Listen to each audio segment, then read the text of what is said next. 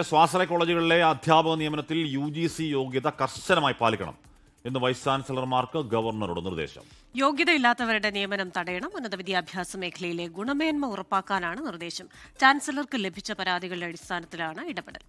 ഉമേഷ് ബാലകൃഷ്ണൻ വിവരങ്ങൾ വെച്ചിരുന്നു. Umesh, good morning. പിന്നെയും അപ്പോൾ ഈ സാധാരണഗതിയിൽ ഒറ്റ നോട്ടത്തിൽ കേട്ടാൽ നല്ലത് എന്ന് തോന്നാറുണ്ട്. പക്ഷേ ഇപ്പോൾ കഴിഞ്ഞ കുറേ നാളായി ആ മേഖലയിൽ നിന്ന് വരുന്ന വാർത്തകൾ, തീരുമാനങ്ങൾ, നിർദ്ദേശങ്ങളൊക്കെ ഈ ശാക്തിക ബലാബലം, തമ്മിലടി ഒക്കെ ഭാഗമായി വരുന്ന ഓരോരോ ഉത്തരവൊക്കെയാണല്ലോ. അതുകൊണ്ട് കൊള്ളാവുന്നതാണോ മോശമാണോ ഒന്നും പിടികിട്ടുന്നില്ല. Umesh, good morning again. എന്തായാലും ഇക്കാര്യം തന്നെയാണ് എൻ്റെയും മനസ്സിലൂടെ പോകുന്നത്. ഇപ്പോഴും എന്തായാലും പ്രഥമ ദൃഷ്ടിയാൽ ഇതൊരു നല്ല തീരുമാനമാണ് എന്ന് തന്നെയാണ് മനസ്സിലാക്കുന്നത്. അതിന് പറയുന്ന കാരണങ്ങളും വസ്തുതയുള്ളതാണ്. കാരണം സർവകലാശാലകൾക്ക് കീഴിൽ എയ്ഡഡ് മേഖലയിലും സർക്കാർ മേഖലയിലും കോളേജുകളുണ്ട്. അവിടെയെല്ലാം യോഗ്യതാ മാനദണ്ഡങ്ങൾ കൃത്യമായി പാലിച്ചാലാതെ അധ്യാപക നിയമനം നടത്താൻ കഴിയില്ല. അത് ഒന്നുകിൽ അസിസ്റ്റന്റ് പ്രൊഫസർ തസ്തികയിലേക്ക് എത്താൻ UGC നെറ്റ് ക്വാളിഫിക്കേഷൻ വേണം, അല്ലെങ്കിൽ PhD ക്വാളിഫിക്കേഷൻ വേണം. പക്ഷേ സ്വാശ്രയ കോളേജുകളുണ്ട്, ഒപ്പം സർവകലാശാല നേരിട്ട് നടത്തുന്ന സ്വാശ്രയ കോളേജുകളുണ്ട്.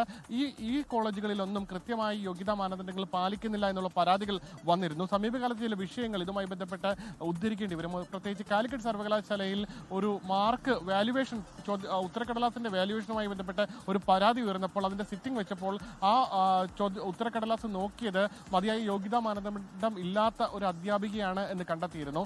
ആ സാഹചര്യത്തിൽ കൂടിയാണ് ഇത്തരമൊരു കർശന നിർദ്ദേശം ചാൻസലർ എല്ലാ സർവകലാശാലകൾക്കും നൽകിയിരിക്കുന്നത്.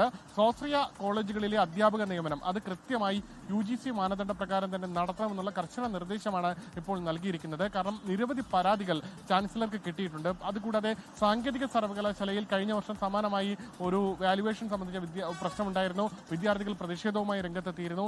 അപ്പോഴും മതിയായ യോഗ്യത ഇല്ലാത്ത ഒരു അധ്യാപകനാണ്, സ്വാശ്രയ കോളേജിലെ അധ്യാപകനാണ് ഈ പേപ്പറുകൾ വാല്യൂ ചെയ്തത് എന്നുള്ളൊരു വിലയിരുത്തൽ നടത്തിയിരുന്നു. ആ സാഹചര്യത്തിൽ കൂടിയാണ് കർശന നിർദ്ദേശം ഉണ്ടായിരിക്കുന്നത്. ഇതിൽ ഏറ്റവും കൂടുതൽ ബാധിക്കാൻ പോകുന്നത് എഞ്ചിനീയറിംഗ് കോളേജുകളിലായിരിക്കും. സ്വാശ്രയ എഞ്ചിനീയറിംഗ് കോളേജുകളിൽ കാര്യമായി യോഗ്യതാ മാനദണ്ഡങ്ങളൊന്നും പാലിക്കാതെ അധ്യാപകരെ നിയമിക്കുന്നുണ്ടെന്ന് പരാതി വ്യാപകമായി ഉണ്ട്. എന്തായാലും കർശനമായ നിർദ്ദേശം നൽകിയിട്ടുണ്ട്.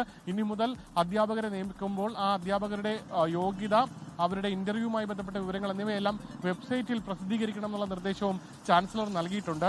വിവരാവശ്യപ്രകാരം എടുത്ത രേഖകളിൽ യൂണിവേഴ്സിറ്റികൾ നേരിട്ട് നടത്തുന്ന സ്വാശ്രയ കോളേജുകളിൽ 50% അധ്യാപകരും യോഗ്യതാ മാനദണ്ഡങ്ങൾ കൃത്യമായി പാലിക്കുന്നില്ല എന്നൊരു പരാതി, അത്തരമൊരു കണക്കുമുണ്ടായിരുന്നു. ഈ സാഹചര്യത്തിലെല്ലാം കൂടിയാണ് ചാൻസലർ ഇത്തരമൊരു ഇടപെടൽ നടത്തിയിരിക്കുന്നത്. ക്രിസ്റ്റീന, ഹാഷ്മി.